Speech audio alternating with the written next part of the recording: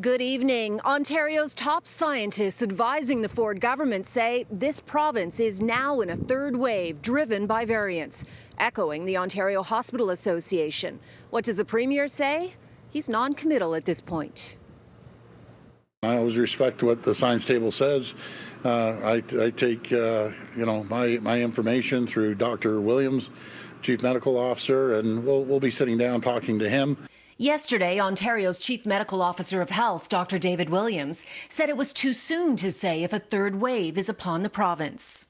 Is it a slight undulation? Is it a large wave? Is it a moderate wave? To be determined. But the Ontario Science Table is clear. It states more than half of all new cases are highly contagious variants, and nearly two-thirds of the province's public health units have reproductive numbers above 1, which means new infections are growing. Yet the province has not seen a severe increase in cases. Today, there were 1,074. Don't be fooled by that, according to epidemiologist Colin Furness. We've been in this third wave for a few weeks, no question. The epi curve we all pay attention to when it gets very steep and cases rise precipitously. But there's a long, slow incline before that happens, and that's where we are.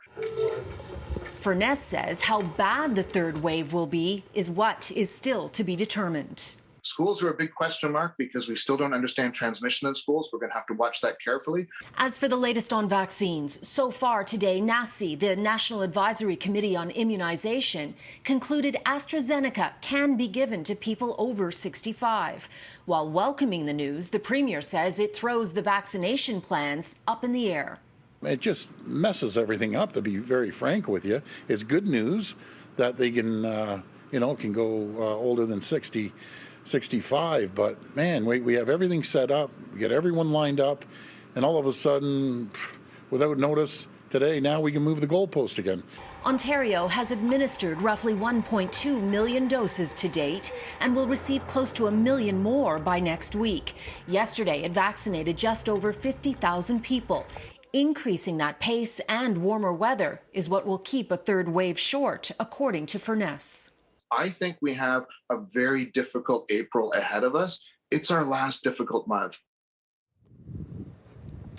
The province has about 200,000 vaccines in freezers. I'm told it's because they don't want to gear everything up to the highest level and then have to no vaccines, to distribute until the next day.